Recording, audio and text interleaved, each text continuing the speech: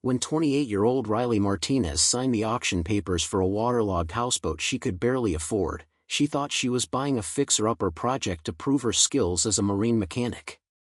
But sealed behind a false bulkhead in the engine room lay evidence of a fortune that would expose a decades-old embezzlement scheme and shake the foundations of her wealthy lakeside community.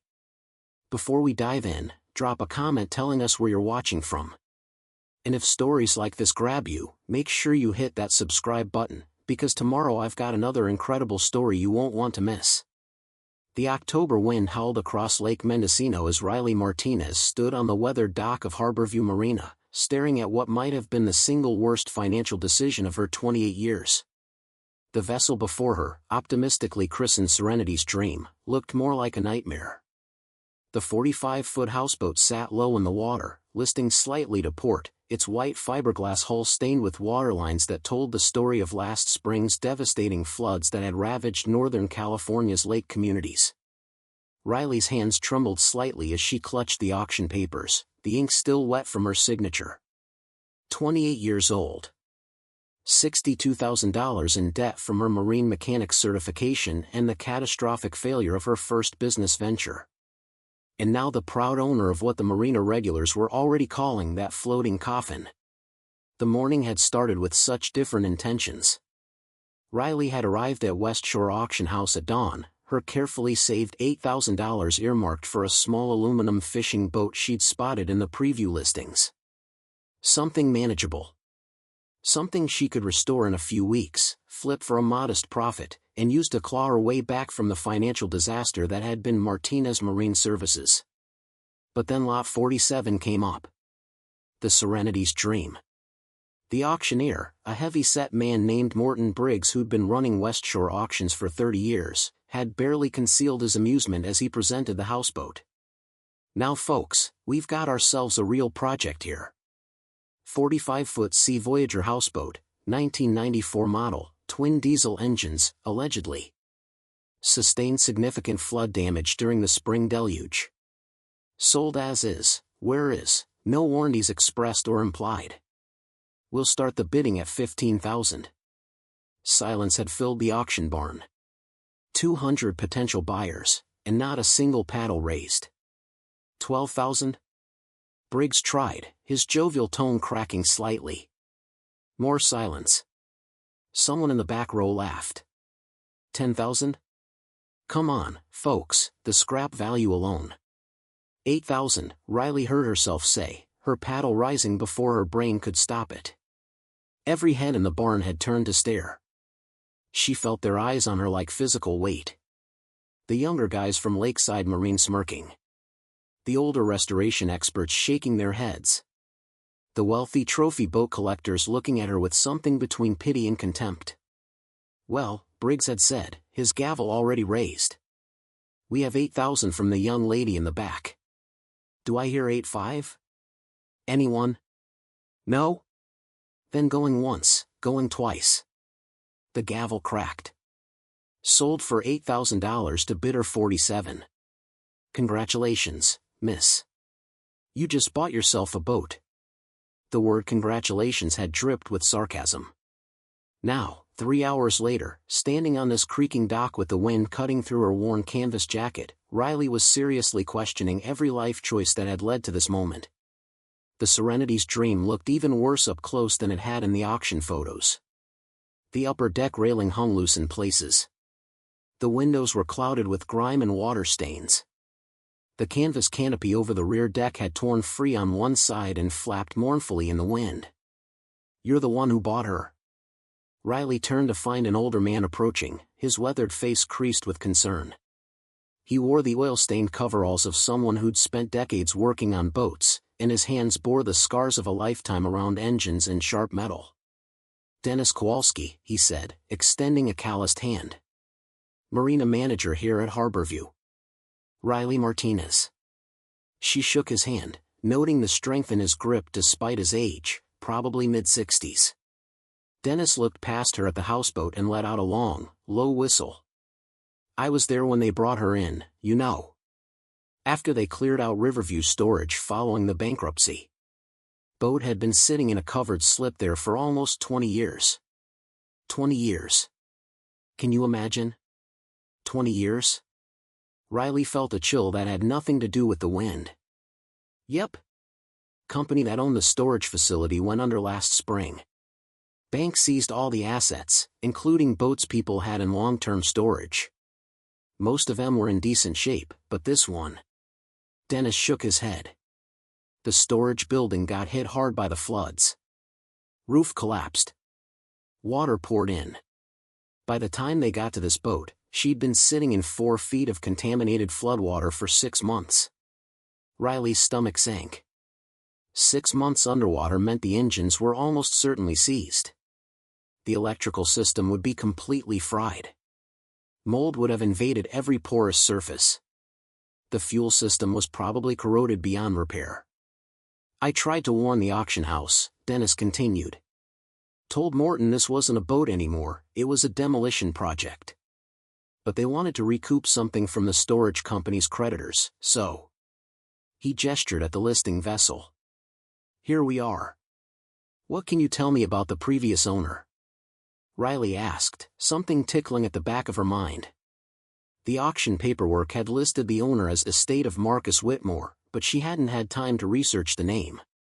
Dennis's expression shifted, becoming guarded. You don't know? Know what? The marina manager glanced around, as if checking whether anyone was listening.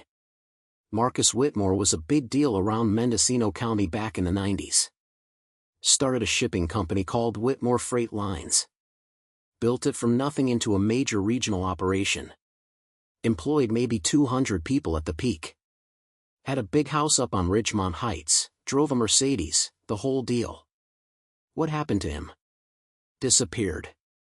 Summer of 2004. He'd taken his yacht out for what was supposed to be a weekend sailing trip. Solo, which wasn't unusual for him, he liked the solitude. But he never came back.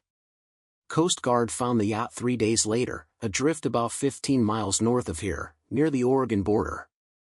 Everything was intact, no signs of struggle, no blood, nothing. But Marcus was gone. They searched for 2 weeks. Never found a body. Riley felt goosebumps rise on her arms. They think he fell overboard? That was the official conclusion. Accidental drowning, body lost to the current. Dennis's tone suggested he didn't entirely buy that explanation. But there were rumors, you know how small towns are. Some people said he'd embezzled money from his own company and staged the whole thing to disappear with the cash. Others said he'd gotten mixed up with some bad people, owed debts he couldn't pay. There was even talk about the Riverside Group being involved. The Riverside Group? Big real estate development company. They've bought up half the county over the last 20 years. Shopping centers, apartment complexes, commercial properties. Very wealthy, very powerful, very. Dennis paused, choosing his words carefully. Connected, if you know what I mean. Riley didn't, but she filed the information away. And this houseboat belonged to Whitmore? Apparently. Though I'll be honest, I was surprised when I saw his name on the storage records. Marcus had that big yacht, a 50-footer, beautiful boat. Why he'd also own this modest houseboat and keep it in storage for years? Dennis shrugged. Didn't make sense. They stood in silence for a moment, both studying the vessel. Despite the obvious damage and neglect, Riley's trained eye could see quality in the construction. The lines were elegant. The proportions were right. Whoever had built this boat had known their craft. You planning to live aboard while you work on her? Dennis asked. Riley hadn't thought that far ahead. Her apartment lease was up in 2 weeks, and her landlord had made it clear he wouldn't be renewing. She'd been late on rent 3 times in the past 6 months. Maybe. Is that allowed? As long as you're current on slip fees. And as long as she stays afloat. Dennis gave her a frank look.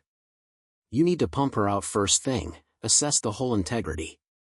If she's got structural damage below the waterline, you'll need to get her hauled out onto dry dock before she sinks at the mooring.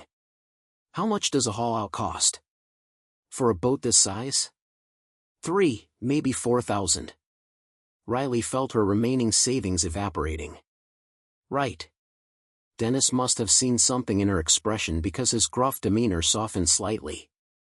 Look, kid. I don't know your situation, and it's not my business. But I've been around boats for 40 years, and I've seen plenty of people try to take on projects beyond their skills or their budget. Usually ends in tears and bankruptcy. This boat. He gestured at the Serenity's Dream. This is beyond most professional yards. You sure you know what you're getting into? Riley thought about her failed business. The shop she'd opened with such hope 18 months ago in the industrial district of Ukiah, 40 miles inland. She'd been so sure she could make it work, a marine services business catering to the recreational boaters who trailered their vessels from the lakes to the coast and back. Repairs, maintenance, winterization, custom work. But she'd underestimated everything. The costs. The competition. The difficulty of breaking into an industry dominated by established yards with decades of reputation. Within a year, she was drowning in debt. The bank had foreclosed on her equipment loans. Her suppliers had cut her off. Her tiny staff of 2 mechanics had quit when she couldn't make payroll. She'd lost everything. Her business, her savings, her reputation. Even her father, before he'd died 2 years ago, had warned her that marine mechanics was a tough field for anyone, let alone a young woman trying to prove herself in a male-dominated industry. I grew up around boats, Riley said finally. My dad taught me everything he knew. I've got my certifications. I know diesel engines inside and out. And... She looked Dennis straight in the eye. I don't have a lot of other options right now. The marina manager studied her for a long moment, then nodded slowly. Fair enough. Here. He pulled a business card from his coveralls pocket. This is my personal cell number. You run into trouble, and you will run into trouble, you give me a call. I can't do the work for you, but I can probably point you toward resources. Maybe loan you some tools. Riley took the card, surprised and touched by the gesture. Thank you. Don't thank me yet. You haven't seen the inside of that boat. The first boarding. 30 minutes later, Riley stood on the swim platform at the stern of the Serenity's Dream, working on the corroded lock that secured the main cabin door. The key from the auction house didn't work, probably because the lock had been underwater for months and the mechanism had seized. She'd returned to her truck to grab her tool bag, one of the few assets she'd managed to hold onto when the business collapsed. The canvas bag contained her most essential tools, collected over a decade of working on boats. Each wrench, screwdriver, and specialized marine tool represented hours of saved wages and careful purchases. The lock finally surrendered to a combination of penetrating oil and persuasion. Riley pulled open the door and was immediately hit by the smell, stagnant water, mildew, rot, and something else. Something chemical and unpleasant that she couldn't identify. She clicked on her flashlight and stepped inside. The main cabin was worse than she'd imagined. The flooding had clearly risen to at least 4 feet, as evidenced by the waterline stains on the walls. Everything below that line was destroyed. The built-in couch sagged with water damage, its fabric blooming with mold. The galley cabinets hung open, their contents either removed or disintegrated into unrecognizable sludge. But it was the details that caught Riley's attention. The cabin had been luxurious once. The wood trim was mahogany, now warped and stained but still showing the quality of expert craftsmanship. The hardware on the cabinets was solid brass. The countertops were real granite, not the cheap laminate found in most houseboats. Someone had spent serious money outfitting this vessel. Riley made her way carefully through the cabin, her boots squelching on the waterlogged carpet. The forward section contained a V-berth sleeping area, equally destroyed by the flooding. The head, the marine toilet and shower, was a disaster of mold and corrosion.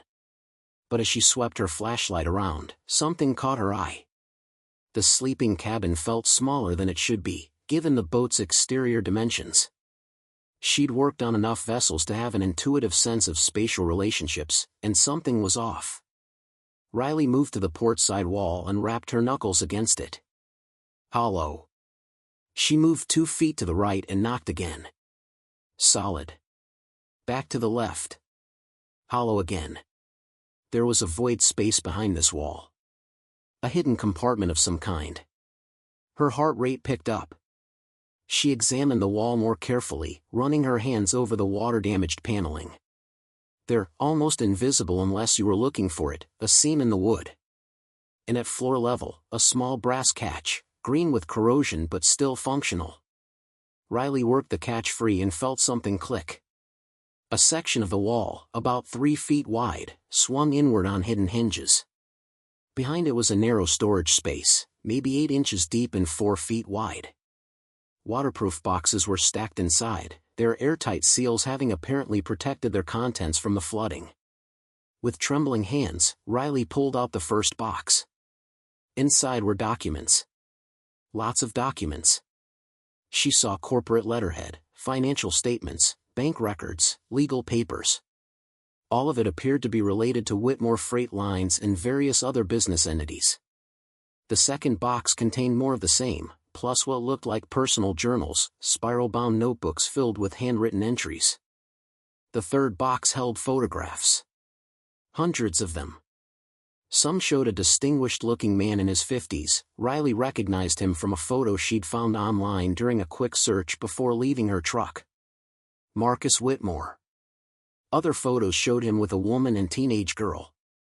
The same people from different angles, different locations, different years. A family. And at the bottom of the third box, sealed in a waterproof pouch, was a letter. The paper inside was expensive, cream-colored stationery. The handwriting was masculine, strong, but with a slight tremor in some of the lines, as if written by someone under stress. Riley unfolded the letter and began to read. To whoever finds this. My name is Marcus Whitmore, and if you're reading this, it means I didn't make it. It means they won. I'm writing this on July 14, 2004, and I'm about to do something that will probably get me killed. But I can't stay silent anymore. I can't let them get away with what they've done. For 3 years, I've been documenting a massive embezzlement and fraud scheme orchestrated by the Riverside Development Group. They've stolen over $40 million from projects throughout Mendocino County, using shell companies, falsified invoices, and a network of corrupt officials to cover their tracks. I know this because I was part of it. God forgive me, I was part of it. They recruited me in 2001 when my freight company was struggling. Thomas Blackwood, CEO of Riverside, approached me with an offer. Let them use my business as a conduit for moving money, and they'd send lucrative contracts my way. I thought I could control it. I thought I could take their money, stabilize my company, and then extract myself. I was wrong. Once you're in with people like Blackwood, you don't get out. They own you. They have leverage, documents showing my involvement, recordings of conversations, evidence that would send me to prison. And when I finally understood the true scale of what they were doing, when I realized that pension funds were being looted and public projects were being raided, I knew I had to act. I've spent the last year secretly copying documents, recording conversations, gathering evidence. Everything is in the ballast tank of this boat. The access code is August 17, 85, my daughter Emma's birthday. Inside you'll find proof of everything. Bank records showing the money trail. Recorded conversations with Blackwood and his associates. Documents showing which officials are on Riverside's payroll. I plan to take all of this to the FBI. I had a meeting scheduled for July 20, 2004. But Thomas Blackwood is smart, and he has people everywhere. I think he knows I've been gathering evidence. I think he knows I'm planning to betray the group. If I don't make it to that FBI meeting, please, whoever you are, take this evidence and finish what I started. Don't let these people continue to destroy this community. Don't let them get away with stealing from hardworking families and corrupt the government that's supposed to protect those families. In the forward cabin, behind the loose panel in the port side storage, you'll find $50,000 in cash. It's clean money from my legitimate business, set aside for my wife and daughter. But if you take this evidence to the authorities and see it through, that money is yours. consider it payment for the courage I couldn't sustain. The ballast tank access is in the engine room. Starboard side. You'll need the code. And you'll need courage, because once you open that tank and see what's inside, your life will change. Riverside doesn't forgive threats. I'm sorry to burden a stranger with this, but I'm out of time and options. God help us all. Marcus Whitmore. July 14, 2004 inch. Riley read the letter 3 times, her hands shaking more with each pass. She looked at the date. July 14, 2004. Marcus Whitmore had disappeared in late July 2004. He'd written this letter days, maybe only days, before he vanished. The implications crashed over her like a wave. This wasn't just a boat restoration project. This was evidence. Evidence of a massive crime. Evidence that someone had been willing to kill for. And the Riverside Development Group? She pulled out her phone, searching for information despite the weak cell signal. The search results made her blood run cold. Riverside Development Group was now one of the largest real estate companies in Northern California. They'd built shopping centers, apartment complexes, office buildings throughout 5 counties. Their current portfolio was valued at over $2 billion. The CEO? Thomas Blackwood. The same man Marcus Whitmore had named in his letter. Still in charge. Still powerful. Still, presumably, still willing to protect his secrets. Riley sat back against the water-damaged wall, her mind racing. She should go to the police right now. Turn everything over to the authorities and walk away. But something stopped her. Maybe it was the specific way Marcus had written his letter: once you're in with people like Blackwood, you don't get out. Maybe it was the fact that he'd explicitly mentioned corrupt officials on Riverside's payroll. Maybe it was the 20-year gap, the way Marcus's disappearance had been neatly explained away as an accidental drowning while his evidence sat hidden all this time. If Marcus Whitmore, with all his resources and connections, had been afraid to trust the local authorities, should Riley? She looked around the destroyed cabin of the Serenity's dream. 20 years this boat had sat in storage, its secrets sealed away. 20 years that Riverside had continued to operate, continued to grow, continued to profit from whatever schemes Marcus had documented. And now those secrets were hers. Along with a promise of $50,000 if she found the courage to act. $50,000 would change her life. It would pay off her debts. It would give her a fresh start. It would prove to everyone who doubted her that Riley Martinez wasn't a failure. But first, she needed to find that ballast tank. She needed to see what evidence Marcus had hidden there. And she needed to decide whether she was brave enough, or foolish enough, to take on a multi-billion-dollar company that had already killed at least one person to protect its secrets. Riley stood, her decision crystallizing. She'd come this far. She'd spent her last $8,000 on this boat. She might as well find out what Marcus Whitmore had thought was worth dying for. The engine room was accessed through a hatch in the main cabin floor. Riley had to use a crowbar to pry it open. The flood damage had swelled the wood and sealed it shut. The hinges screamed in protest as she finally forced it up. A ladder descended into darkness. Riley clicked on her flashlight and climbed down carefully, testing each rung before trusting it with her weight. The engine room was larger than she expected, running the width of the hull and extending perhaps 15 feet fore and aft. Twin diesel engines dominated the space, their massive bulk connected to drive shafts that ran to the stern. Even in the dim light of her flashlight, Riley could see the extensive flood damage. Rust bloomed on every metal surface. Wiring hung loose from conduits. The bilge was still partially flooded with oily water.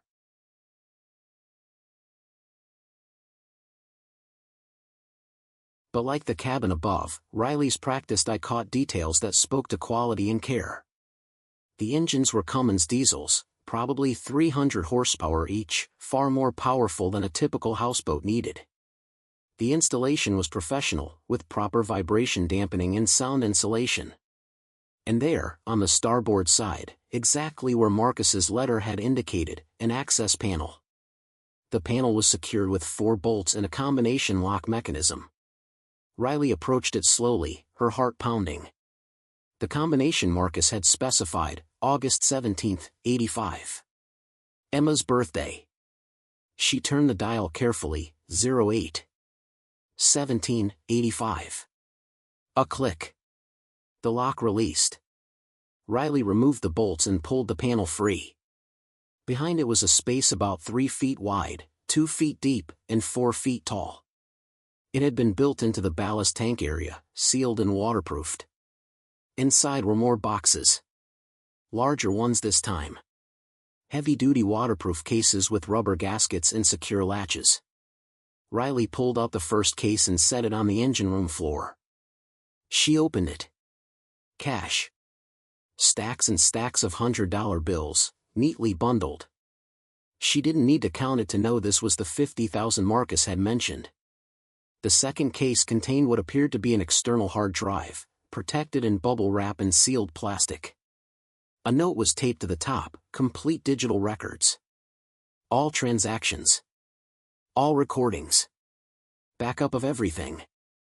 The third case held files. Physical paper files, organized with tabs and labels. Riley pulled out one at random and flipped through it. Bank statements showing wire transfers between various companies. Invoices for construction projects that, according to Marcus's handwritten notes in the margins, had never actually been completed. Communications between Riverside executives discussing how to structure deals to avoid scrutiny. The fourth case contained audio cassettes, dozens of them, each labeled with dates and names. Recorded conversations, apparently. Riley sat back on her heels, overwhelmed. This wasn't just evidence. This was a complete case, built by a man who'd clearly spent years documenting every detail of Riverside's criminal enterprise. And now it was hers. The weight of responsibility settled over her like a physical presence.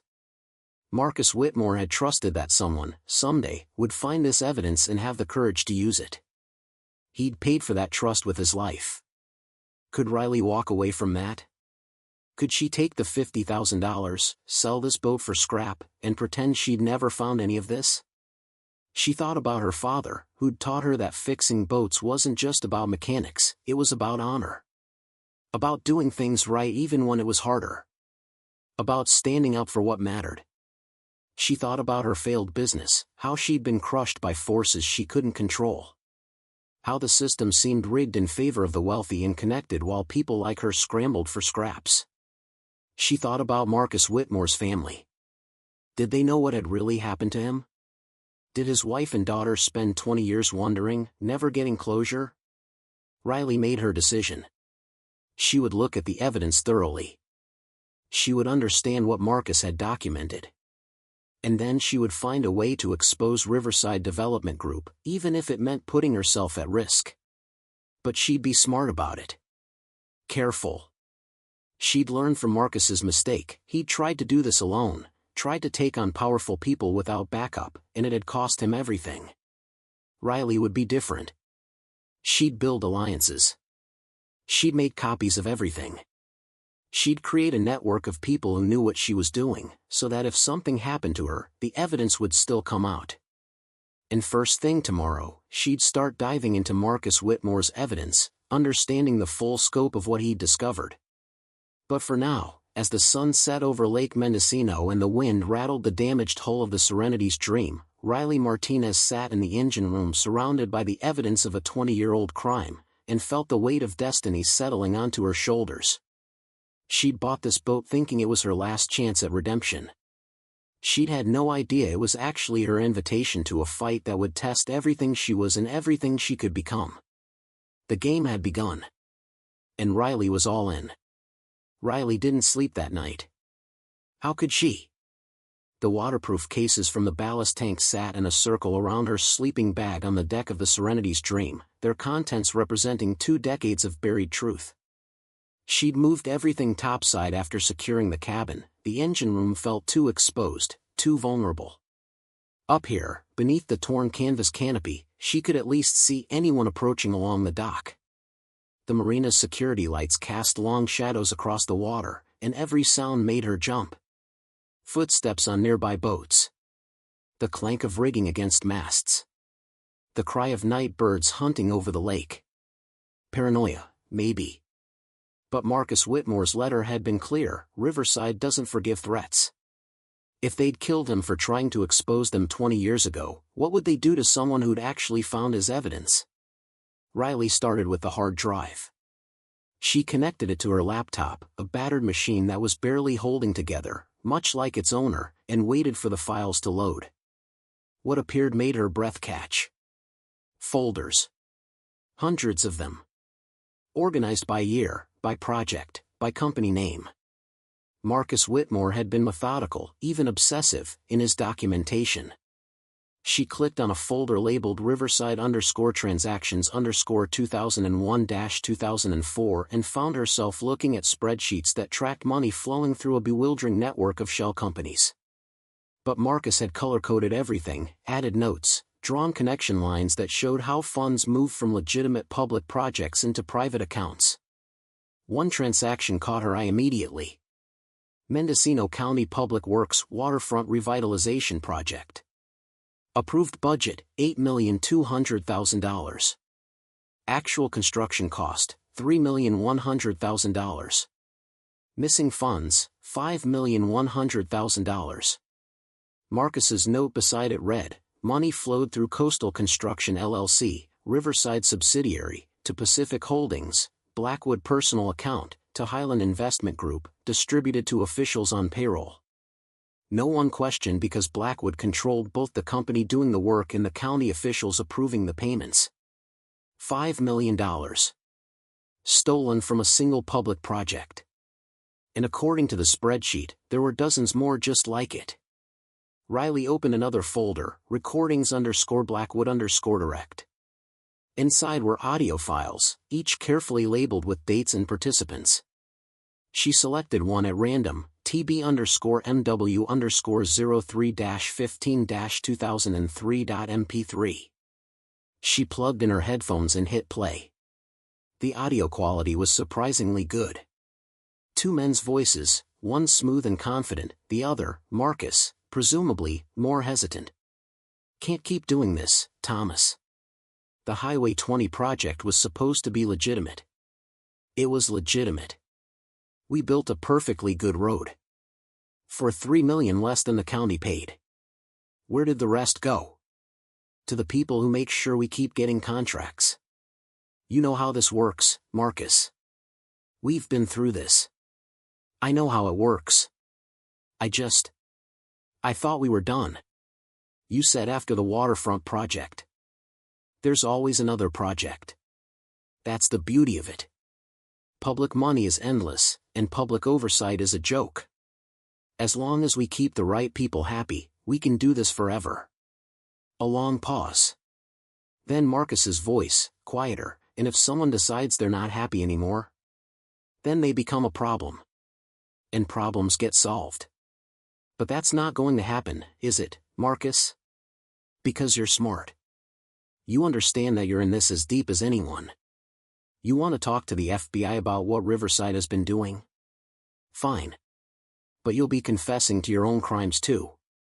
Fraud, embezzlement, tax evasion, you're looking at 20 years minimum. I never wanted this. But you took the money. You used our contracts to save your company. You're complicit. So stop having second thoughts and remember which side you're on. The recording ended. Riley sat back, her hands shaking. This wasn't just documentation. This was confession. Thomas Blackwood openly discussing how they were stealing public funds, bribing officials, and threatening anyone who might expose them. She went through more recordings. Conversation after conversation, building a picture of systematic corruption that went far beyond simple embezzlement. Blackwood had built an empire on stolen public money, and he'd done it by co-opting the very officials who were supposed to prevent such theft. As dawn began to break over Lake Mendocino, Riley found the folder that made everything click into place, official_network_payroll. Inside was a document that listed names, positions, and payment amounts. She recognized some of them immediately. Harrison Vega, County Supervisor, District 3, $15,000 per month. Patricia Chen, Planning Commission Director, $8,000 per month. Detective Michael Reeves, Mendocino Sheriff's Department, $5,000 per month. Judge Lawrence Hartman, Superior Court, $20,000 per month. The list went on. Nearly 40 names in total. County supervisors, planning officials, law enforcement, even judges. All receiving regular payments from Riverside Development Group through various shell companies. No wonder Marcus had been afraid to go to local authorities. Riverside owned them. But it was the final name on the list that made Riley's blood run cold. Sheriff Raymond Oakes, $25,000 per month. The current sheriff. The man responsible for investigating crimes in Mendocino County. On Riverside's payroll for $25,000 a month. Riley closed her laptop and sat in the pre-dawn darkness, her mind reeling. This wasn't just about exposing corporate fraud. This was about revealing that the entire law enforcement and political structure of Mendocino County had been corrupted by one company and one man. The family connection. As sunlight began painting the eastern sky orange and gold, Riley turned her attention to the personal items in the hidden compartment. The photographs and journals that Marcus had kept separate from the evidence files. The journals were heartbreaking. They chronicled Marcus's descent from successful businessman to reluctant criminal to desperate whistleblower. Early entries from 2001 showed optimism. Thomas Blackwood approached me today with an interesting proposal. Riverside wants to subcontract some of their freight hauling to Whitmore Lines. Big money, steady work. Exactly what we need to get back on solid footing. I told him I'd think about it. Then, months later. I should have known it was too good to be true. The freight we're hauling isn't freight at all, it's just paperwork to justify payments. Blackwood is using my company as a conduit to move money. When I confronted him, he showed me documents. Documents that make it look like I was part of the planning from the beginning. He set me up. I'm trapped. The entries became increasingly desperate as Marcus realized the scope of Riverside's operations and his own implication in them. I saw the budget report for the waterfront project today. $8 million approved. But I know coastal construction only spent $3 million on actual work. Where did the rest go? I'm afraid I know the answer. And I'm afraid of what it means that I'm part of this. Emma graduates high school next month. She's been accepted to Berkeley. Full ride scholarship. She's so smart, so good. She has no idea her father is a criminal. How do I tell her? How do I live with myself? I've decided. I'm going to document everything. Every transaction, every conversation, every piece of evidence I can gather. Even if it means implicating myself. This has to stop. These people are stealing from the community, from families who can't afford it. I won't be part of it anymore. The final entries were written in a shaky hand, as if Marcus's fear had translated into physical tremors. July 10, 2004. I think Blackwood knows. One of his security people was following me today. Or maybe I'm just paranoid. I've set up a meeting with the FBI for July 20th, Special Agent Victoria Brennan. She specializes in public corruption cases. If I can just make it to that meeting. July 14, 2004. I'm sure now. They know. Or they suspect. Blackwood called me this morning, wanted to meet. I said I was sick. He didn't believe me. I'm writing this in the Houseboat, the one place they don't know about. I've hidden everything here. If I don't make it to the FBI meeting, maybe someone will find this someday. Maybe justice will still happen, even if I'm not around to see it. That was the last entry. 3 days later, Marcus Whitmore took his yacht out for a solo sailing trip and never returned. Riley wiped tears from her eyes. She hadn't known this man, but reading his words, following his journey from compromise to courage, she felt a connection to him. He'd made mistakes. He'd gotten in over his head. But in the end, he'd tried to do the right thing. And it had cost him everything. The photographs told a parallel story. Riley spread them across the deck, organizing them chronologically. Marcus with his wife, a beautiful woman with kind eyes and a warm smile. Marcus with his daughter Emma, from toddler to teenager. Family vacations. Birthday parties. School events. A normal, happy family. Then the photos changed. The later ones showed strain. Marcus looked tired, older than his years. His wife's smile seemed forced. Emma, in her teenage years, appeared confused, as if sensing something was wrong but not understanding what. The final photo in the collection showed Marcus alone on the houseboat, looking directly at the camera. He'd apparently set it on a timer. His expression was resigned, sad, but also determined. On the back, in his handwriting, July 15, 2004. If things go wrong, I want Emma to know I did this for her. So she could grow up in a world where people like Blackwood don't win. Riley held the photo for a long time, studying Marcus's face. He'd been trying to protect his daughter. Trying to give her a better world. And instead, he'd left her with nothing but questions and a father who'd vanished without explanation. Did Emma Whitmore know the truth? Did she know her father had been murdered for trying to expose corruption?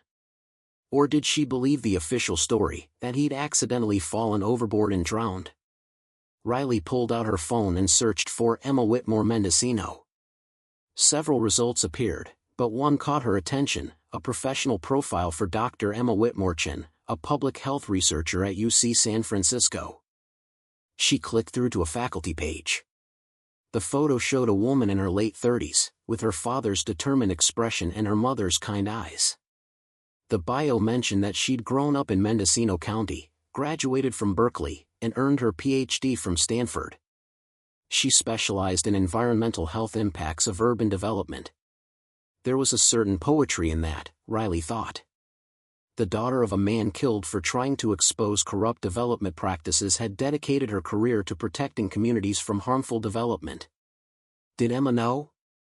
Had she chosen that career path because of some unconscious understanding of what her father had been fighting against? Riley made a mental note. If she was going to pursue this, if she was going to try to expose Riverside, she needed to contact Emma Whitmore. The woman deserved to know the truth about her father.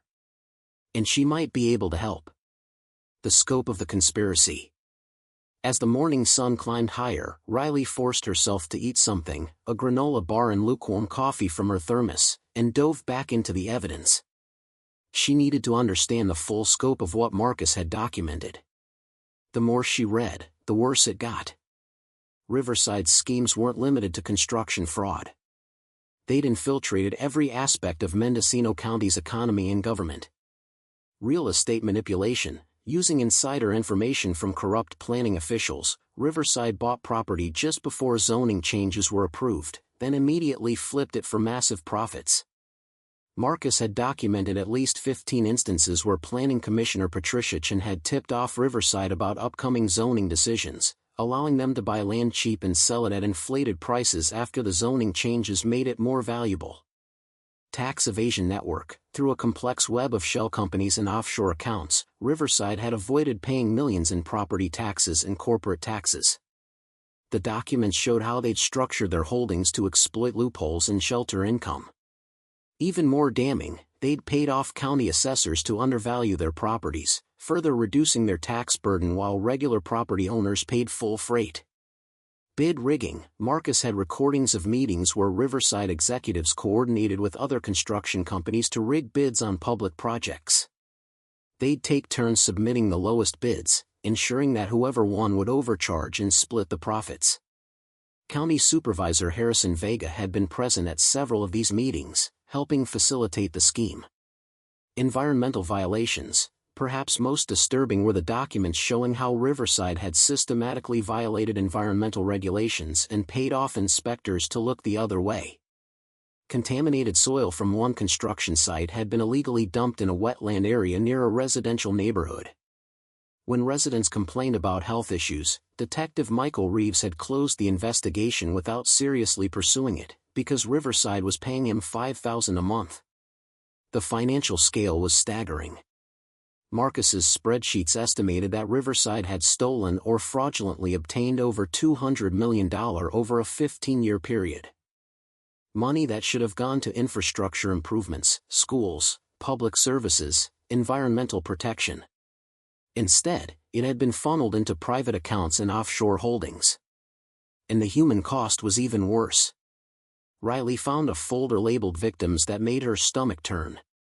Marcus had documented families who'd lost their homes when property values skyrocketed due to Riverside's manipulation.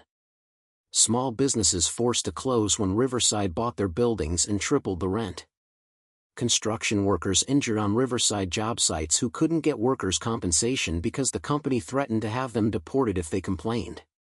One case file stood out: the Rodriguez family. They'd owned a small grocery store in what had been a working-class neighborhood. When Riverside bought the surrounding properties and began revitalizing the area, driving up rents and pushing out longtime residents, the Rodriguez family couldn't afford the new lease terms. They'd lost their business and their home in the same month. Marcus had included a newspaper clipping about Miguel Rodriguez, the family patriarch, who'd died of a heart attack 6 months after losing everything he'd worked his whole life to build. His widow was quoted in the article: "This place killed him. They didn't care about us, about what we'd built here. We were just in the way of their profits." Riley had to stop reading. The scope of Riverside's crimes, the casual cruelty with which they destroyed lives for financial gain, was overwhelming. But it also crystallized her resolve. This wasn't just about exposing corruption anymore. This was about justice for people like the Rodriguez family. For all the families who'd been victimized by Riverside's greed and the corrupt officials who'd enabled it. The morning visitor. Around 9 a.m., Riley heard footsteps on the dock. She quickly gathered the most sensitive documents and tucked them into a waterproof bag, her heart racing. Was this Riverside? Had they somehow learned she'd found the evidence? But when she looked up, she saw Dennis Kowalski approaching with 2 cups of coffee and a bag from the marina's small cafe. "Figured you might be hungry," he called out. "Saw you were up early. Long night?" Riley relaxed slightly but remained wary.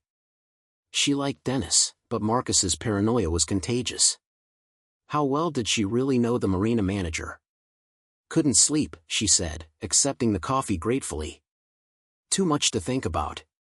Dennis climbed aboard, the Serenity's dream rocked gently under his weight, and settled onto a bench that had somehow survived the water damage mostly intact.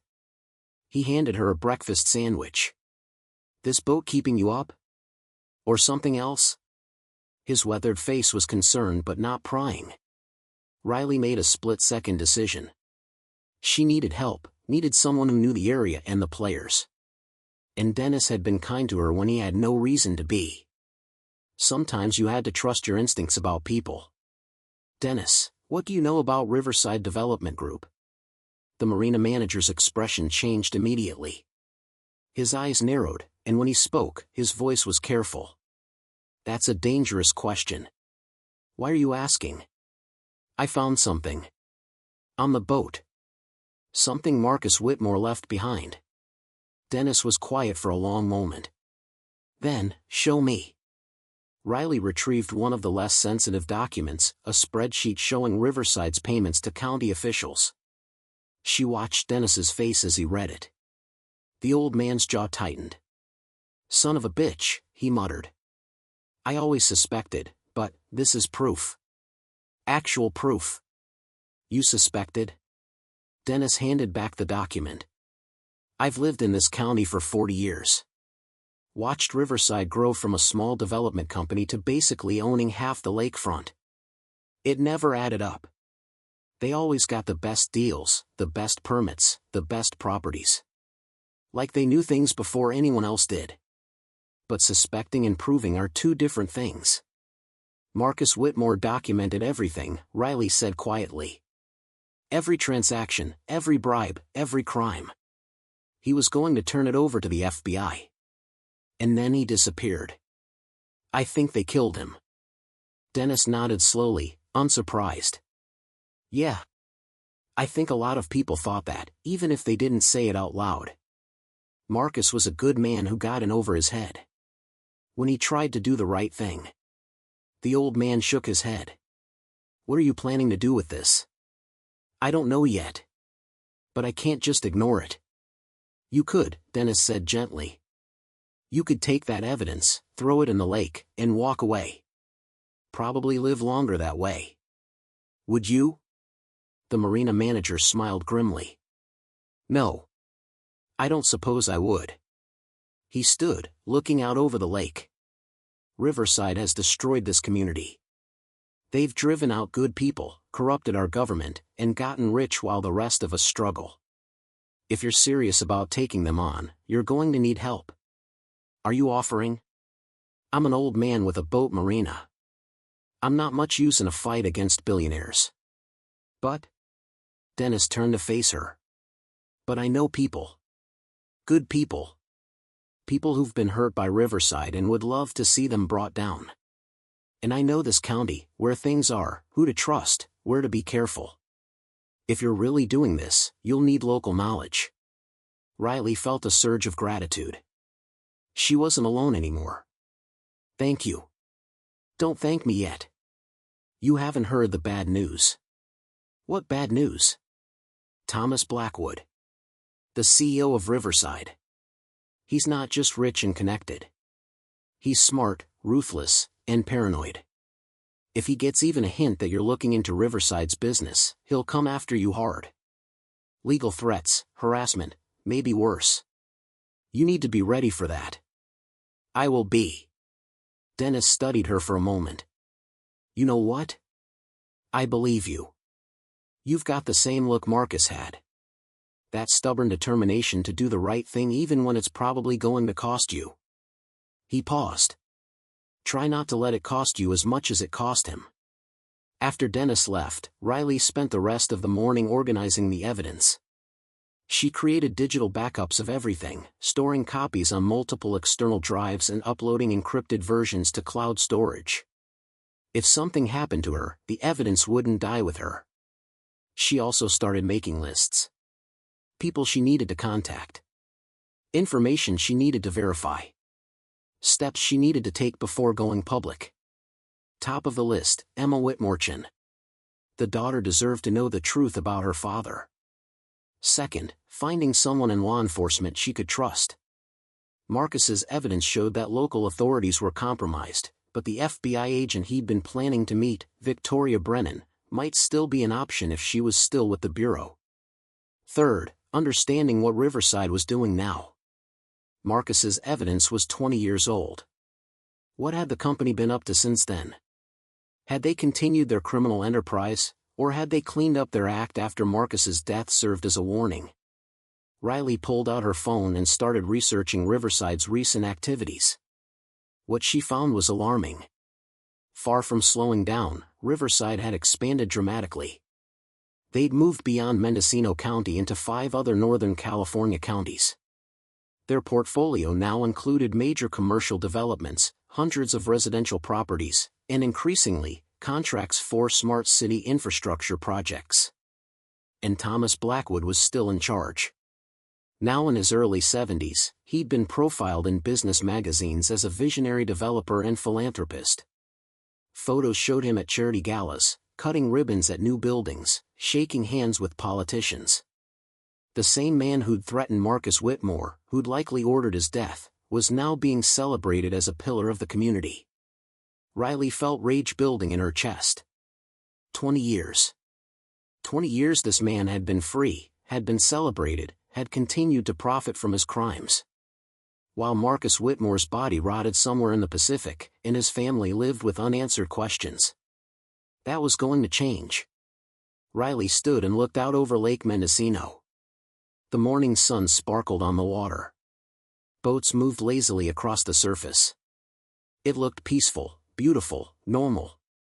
But underneath that peaceful surface, corruption had festered for decades.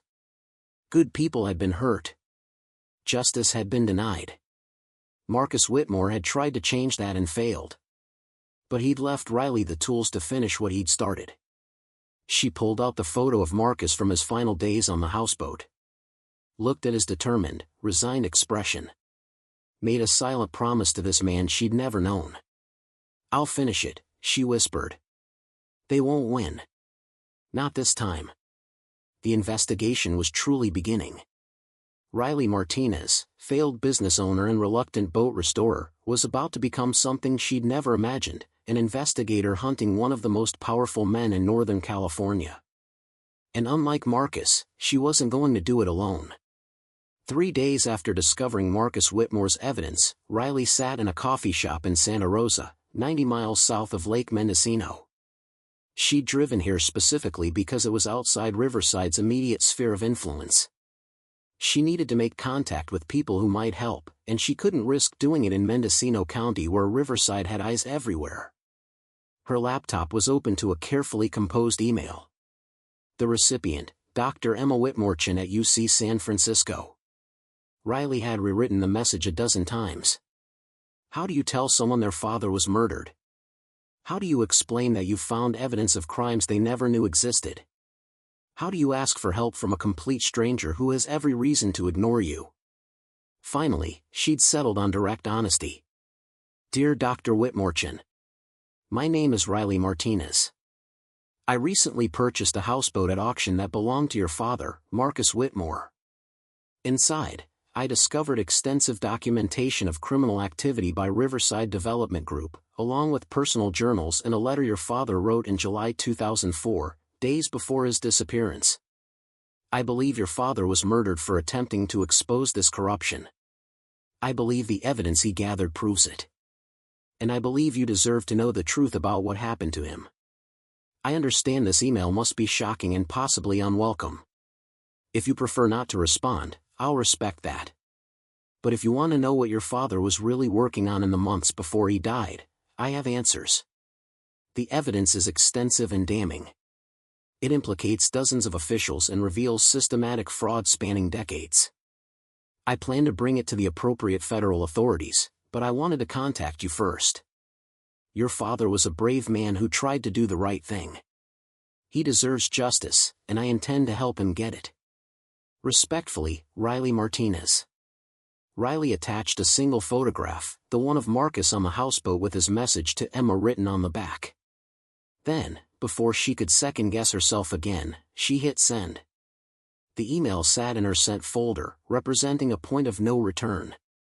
Emma would either respond or she wouldn't. But either way, Riley had set events in motion that couldn't be stopped. She closed her laptop and turned her attention to her second target, FBI Special Agent Victoria Brennan, the agent Marcus had planned to meet in 2004. Finding current information on Brennan had been challenging. The FBI didn't exactly list their agent's contact information online. But Riley had used LinkedIn, professional databases, and some creative searching to determine that Victoria Brennan was still with the FBI, now working out of the San Francisco field office in a supervisory role focusing on white-collar crime. Riley had prepared a physical package, copies of some of Marcus's most damning evidence, along with a cover letter explaining the situation. She couldn't risk sending it through the mail from Mendocino County. Too easy to intercept. Instead, she'd mail it from here in Santa Rosa, from a random post office, using cash to pay for registered delivery.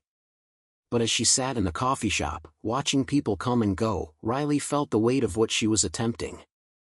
She was going up against a multi-billion-dollar company with connections throughout law enforcement and government. Marcus Whitmore had tried and ended up dead. What made her think she'd fare any better? Her phone buzzed. An email notification. Riley's heart jumped. The sender, Emma Whitmorchin. With shaking hands, Riley opened the message. Ms. Martinez. I need to see this evidence. I need to see my father's letter. I've spent 20 years believing he accidentally drowned, but I've never fully accepted it. There were too many inconsistencies, too many unanswered questions. Can we meet? I can drive to wherever you are. Please tell me this isn't some cruel hoax. Emma. Riley felt tears prick her eyes. The woman's pain was evident even in the brief email. 20 years of not knowing, of accepting an explanation that never quite fit. She typed a quick response suggesting they meet in 2 days at a neutral location, a state park halfway between San Francisco and Lake Mendocino. Public enough to be safe, private enough to talk freely. Emma's response came within minutes, "I'll be there." The warning. Riley returned to Harborview Marina just after sunset, exhausted from the long drive and the emotional weight of the day. As she pulled into the parking area, she noticed Dennis Kowalski standing near her parking spot, his posture tense. "We need to talk," he said as soon as she stepped out of her truck. "Inside. Now." They walked quickly to the marina office. Dennis locked the door behind them and pulled the blinds closed before speaking. "You've stirred up the hornet's nest," he said without preamble. "Someone came by this afternoon asking about you. Professional type. Expensive suit, polite smile, but his eyes." Dennis shook his head. Those were predator's eyes. Riley's stomach dropped. "What did he want?" "Said he represented a client interested in purchasing the Serenity's dream. Offered $20,000 cash, immediate sale. When I told him you weren't interested in selling, he asked a lot of questions. How long you'd been here? Where you were from? What your financial situation was? Whether you'd found anything interesting on the boat. You didn't tell him anything, did you?" "Course not. Told him I barely knew you and you hadn't shared any personal information." "But Riley." Dennis fixed her with a serious look. "This guy knew things. He knew you'd bought the boat at auction. He knew you were in debt. He mentioned your failed business in Ukiah. Someone's been digging into your background." Riley felt a chill run down her spine. 3 days. She'd only had the evidence for 3 days, and somehow Riverside already knew she existed. "How?" she asked. "How could they possibly know I found anything?" Dennis thought for a moment. "The auction. Who ran it?" "West Shore Auction House. Morton Briggs. Briggs has been in business a long time. Handles a lot of estate sales, bank foreclosures. If Riverside wanted to know who bought that particular boat." Dennis let the implication hang. "Of course. Riverside would have been monitoring any assets from Marcus Whitmore's estate for 20 years. When the houseboat finally surfaced at auction after the storage company bankruptcy, they'd have been watching. They'd know exactly who bought it." "I need to move the evidence," Riley said. "Get it somewhere safe." "Already ahead of you." Dennis pulled out a set of keys. "I've got a storage unit in Ukiah. Climate controlled, good security. It's under my sister's name, died 3 years ago, but I kept paying the rental. No connection to either of us that anyone could easily trace. You can store whatever you need there." Riley took the keys gratefully. "Thank you. There's something else." Dennis's expression grew darker. "That man who came asking questions. After he left, I saw him make a phone call. Then he just sat in his car. For 2 hours. Watching the marina. Watching your boat. He's gone now. Left about an hour before you got back. But Riley, if they're watching you this closely already, you need to be careful. Very careful." That night, Riley worked under cover of darkness to move the most critical evidence off the Serenity's dream. She packed everything into waterproof bags, loaded them into her truck, and drove to the storage unit in Ukiah. The facility was industrial, anonymous, perfect for her needs. As she unloaded the cases containing Marcus's documentation, Riley thought about the implications. Riverside knew she had the boat.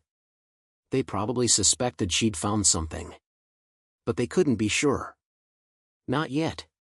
The question was, how long until they made a move? And what would that move be? The meeting.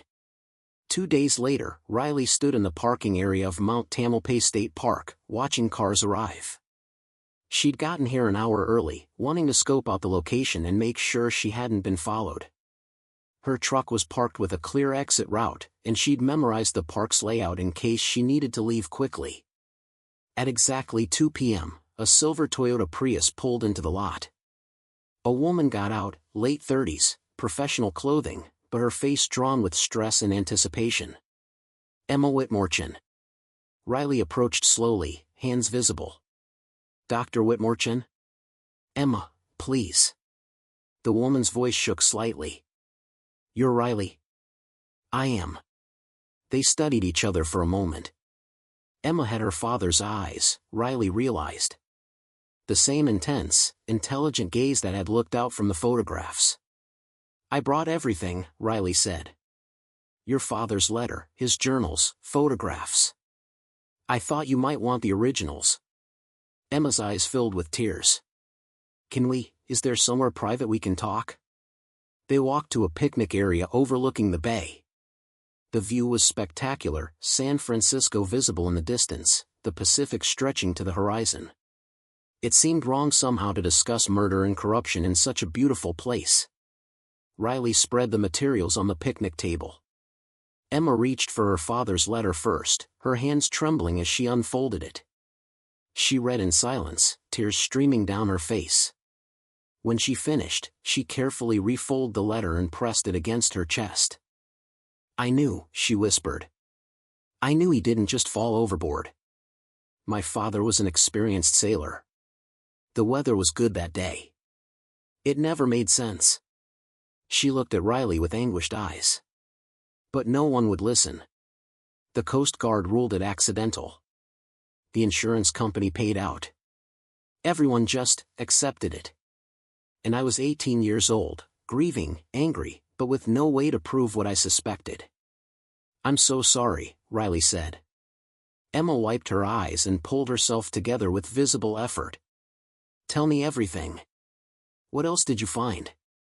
For the next 2 hours, Riley walked Emma through the evidence. The financial records. The recordings. The list of corrupt officials. The scope of Riverside's crimes.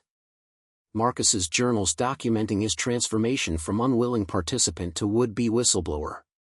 Emma listened intently, occasionally asking clarifying questions. As a researcher, she knew how to process complex information. But this wasn't just data, this was her father's life, his death, the truth she'd been seeking for 2 decades. The environmental violations, Emma said suddenly. The contaminated soil dump near the residential area. Where was that? Riley checked Marcus's notes. Bayside neighborhood. Near the old industrial district. Emma's face went pale. My God. That's where the cancer cluster was. What cancer cluster? In 2006, 2 years after my father died, there was a spike in childhood leukemia cases in that neighborhood. 23 kids diagnosed over a 5-year period. Way above the statistical norm. Emma's voice grew heated. The county did an investigation but found no clear cause. They concluded it was just random variation. But if Riverside dumped contaminated soil there? Riley understood immediately. They killed those kids. Their illegal dumping caused those cancers. We need to test that site, Emma said urgently. If we can prove contamination and link it to Riverside's dumping, that's not just fraud. That's manslaughter. Multiple counts. Riley pulled out her phone and started taking notes. This was exactly what she needed, someone who understood how to build a case, who knew what evidence would be most compelling. What else? Emma asked, now fully engaged. What other current impacts can we trace back to what my father documented? They spent another hour going through Marcus's evidence with fresh eyes, looking for connections to present-day consequences. The picture that emerged was damning. The Rodriguez family's grocery store, shut down by Riverside's gentrification, had been in a building that later collapsed during a minor earthquake. Investigation revealed shoddy construction, work done by one of Riverside's subsidiaries that had cut corners and paid off inspectors. 3 people died in that collapse. A public park that was supposed to have been built with county funds had never materialized. The money had been diverted through Riverside shell companies. The neighborhood that was supposed to get that park now had one of the highest crime rates in the county, largely because kids had nowhere safe to play or gather. A water treatment facility upgrade that had been approved and funded had been half completed. Riverside had taken the money, done minimal work, and pocketed the difference. Now the facility was failing, and water quality throughout the county was suffering. It's not just historical crimes, Emma said, her voice tight with anger. These schemes have ongoing consequences. People are still being hurt by what my father tried to expose 20 years ago. Which makes the case even stronger, Riley agreed. This isn't just about prosecuting old crimes. It's about stopping ongoing harm. Emma was quiet for a moment, looking out over the bay. Then, I want to help. Whatever you're planning to do with this evidence, I want to be part of it. It's dangerous, Riley warned. Your father was killed for this. The man who came to the marina asking about me. I don't care. Emma's voice was steel. They took my father from me. They've been poisoning this community for decades. And they're still doing it. She turned to face Riley directly. I'm a researcher. I know how to investigate, how to document, how to build a case. I have academic credentials and professional connections. And I have every right to seek justice for my father's murder. Riley studied the other woman. Emma was educated, connected, credible, everything Riley wasn't. Having her as an ally would strengthen any case they brought. Okay, Riley said. But we do this carefully. We make multiple copies of everything. We document our steps. We build a network of people who know what we're doing, so if something happens to one of us, the evidence still gets out. Agreed. Emma extended her hand. Partners? Riley shook it. Partners. The investigation expands. Over the next week, Riley and Emma worked systematically through Marcus's evidence, updating it with current information and building connections to present-day impacts. Emma used her academic access to pull county records, building permits, environmental reports. She documented every project Marcus had flagged, tracing what had happened to those projects over the past 20 years. Riley focused on the human element. Using Marcus's notes as a starting point, she tracked down families who'd been impacted by Riverside's schemes. The Rodriguez widow, now living in a subsidized apartment. Families from the Bayside neighborhood whose children had battled cancer. Workers who'd been injured on Riverside construction sites and denied proper compensation. Each person had a story. Each story added weight to the case. They also investigated Riverside's current operations. Emma discovered that the company had evolved, becoming more sophisticated in their methods but no less corrupt. They now focused heavily on public-private partnerships, arrangements where government entities contracted with Riverside to manage public services or develop public property. These partnerships gave Riverside access to public funds with minimal oversight. And based on the pattern Marcus had documented, Emma suspected they were still skimming money, still paying off officials, still cutting corners that put public safety at risk. Look at this, Emma said during one of their video calls. She shared her screen showing a county transportation project. Riverside won the contract to upgrade the Highway 101 interchange. Budget, $45 million. But according to the construction reports I was able to access, the actual work being done doesn't match the budget. They're using cheaper materials than specified, employing fewer workers than required, and finishing sections that are supposed to take months in just weeks. They're still doing it, Riley breathed. The same scheme Marcus documented. Take the government contract, do half the work, pocket the difference. And the county supervisor who approved this contract? Harrison Vega. The same man who was on Marcus's payroll list in 2004. Riley felt a chill. 20 years later, and the same corrupt official was still in office, still working with Riverside, still betraying the public trust. We need to document this, Riley said. Current crimes to go with the historical evidence. It'll make the case much stronger. Emma nodded. I'll start photographing the construction site, comparing what's actually being built to what the plans specify. If we can prove they're defrauding the current highway project, that gives federal prosecutors a current case to prosecute. But as their investigation deepened, so did the danger signs. Riley noticed the same car parked near her storage unit on 2 separate occasions, a dark sedan with tinted windows. When she approached it, the car drove away. Emma received a strange phone call at her university office. The caller claimed to be from a medical research foundation offering a lucrative grant opportunity. But when Emma pressed for details, the caller hung up. Dennis reported seeing unfamiliar people at the marina, asking casual questions about Riley and her boat. "They're probing," Emma said during an emergency meeting at a restaurant in Sacramento, neutral territory, far from both their normal locations. "Trying to figure out what we know, what we're planning." "Should we go to the FBI now?" Riley asked. "With what we have?" Emma shook her head. "Not yet. We need the current evidence to be airtight. Historical crimes are one thing, but proving ongoing fraud gives prosecutors much stronger leverage. Give me another week to document the highway project discrepancies. Then we'll have everything we need." But they didn't have a week. The confrontation. 3 days later, Riley was working on the Serenity's dream. She'd been trying to maintain the appearance of normal boat restoration to avoid suspicion, when a black BMW pulled up to the marina dock. A man got out. Late 60s, silver hair, expensive suit. Riley knew who he was before he even spoke. She'd seen his face in hundreds of articles and photos while researching. Thomas Blackwood, the CEO of Riverside Development Group himself.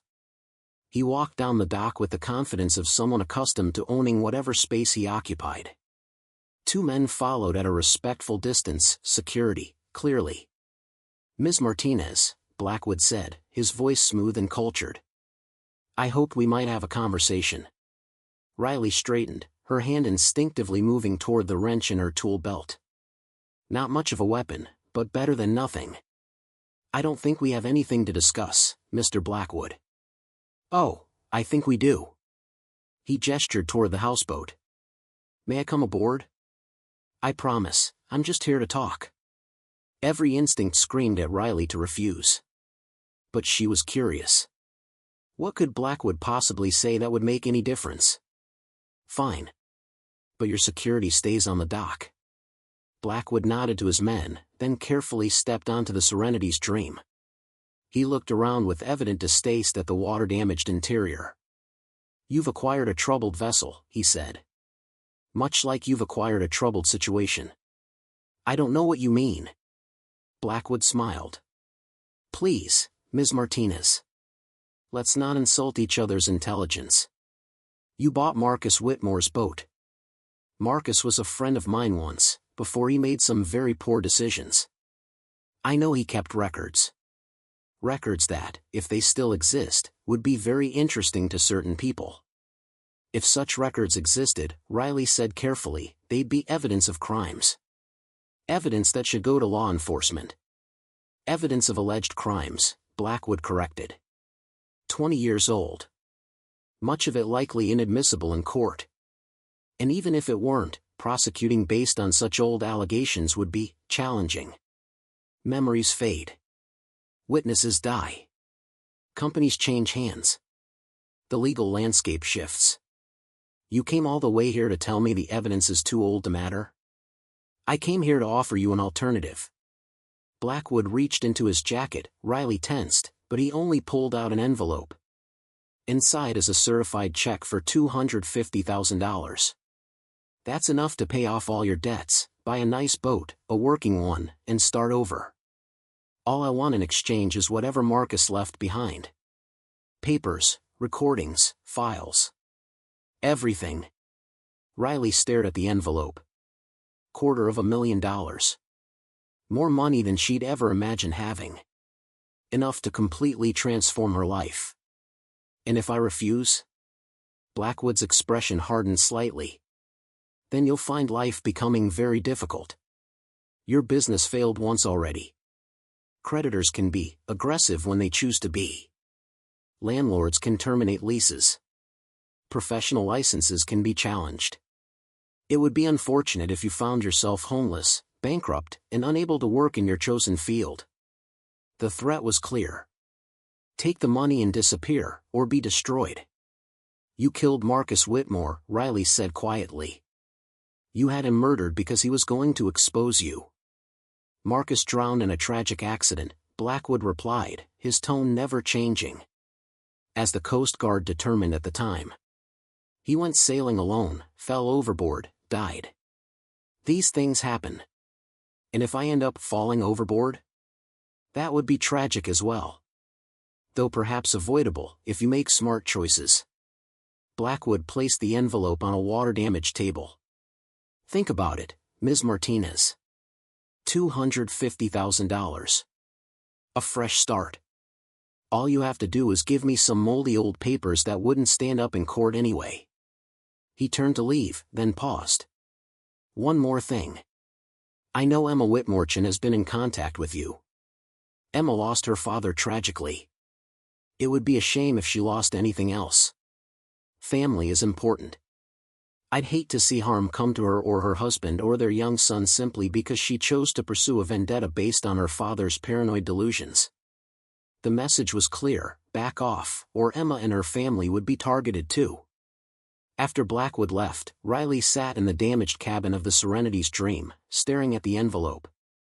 Her hands were shaking, from fear, from anger, from the weight of the decision before her. She could take the money. Disappear. Let sleeping dogs lie. Or she could finish what Marcus Whitmore started, knowing it might cost her everything. Riley thought about Marcus's letter.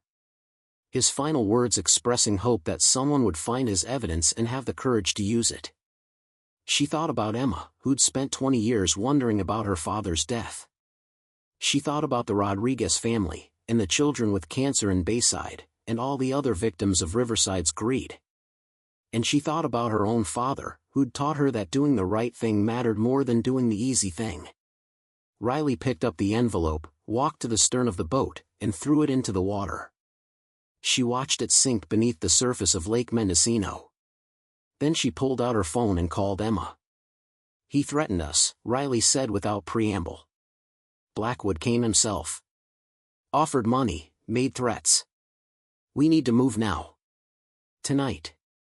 We take everything to the FBI and let them handle it. Agreed, Emma said immediately. I'll drive up. We'll go together. Safety in numbers. Emma? He mentioned your family. Your husband and son. You should. I already moved them, Emma interrupted. The day after we met. They're staying with my husband's parents in Oregon under assumed names. Blackwood can't touch them. Riley felt a surge of respect. Emma had been preparing for this confrontation from the beginning. I'll package everything tonight, Riley said. Meet me at the storage unit in Ukiah tomorrow morning at 8 a.m. From there, we drive straight to the San Francisco FBI office. I'll be there.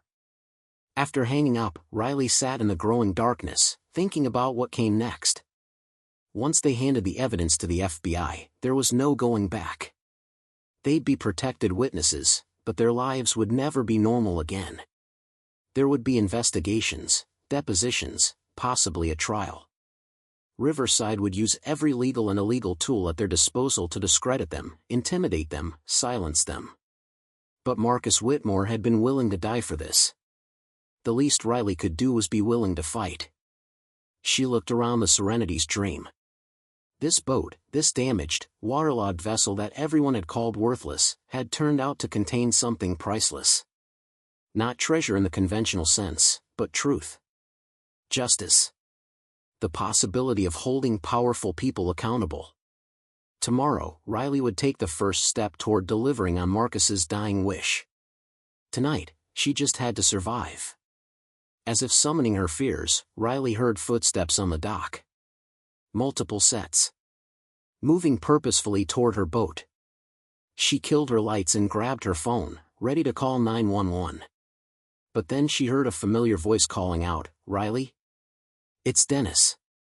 And I brought some friends. Riley cautiously emerged on deck. In the marina's security lights, she could see Dennis Kowalski with about a dozen other people, men and women of various ages, all with determined expressions. What's going on? Riley asked. Word gets around, Dennis said. People in this town know something's been wrong with Riverside for years. When I mentioned that someone was finally gathering evidence to take them down, well, folks wanted to help. An older woman stepped forward. Elena Rodriguez. Miguel was my husband. Riverside destroyed our business and killed him with the stress. If you're going after them, I want to be part of it. A middle-aged man joined her. Tom Bashir. My daughter was one of the kids who got cancer in Bayside. She survived, thank God, but if what Dennis says is true about Riverside dumping contaminated soil. His jaw tightened.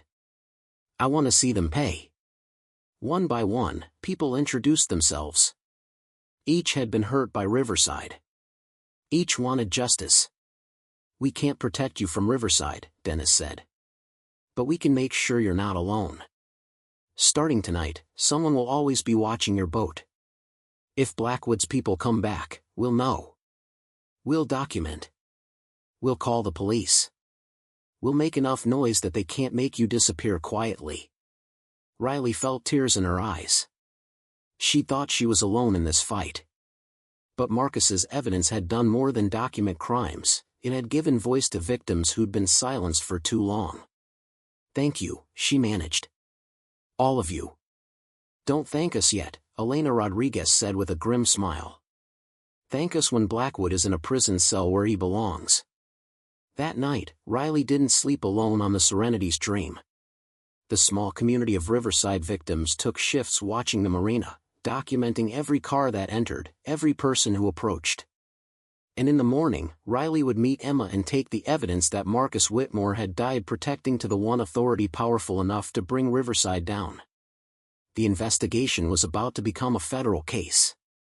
And Thomas Blackwood's decades of impunity were finally coming to an end.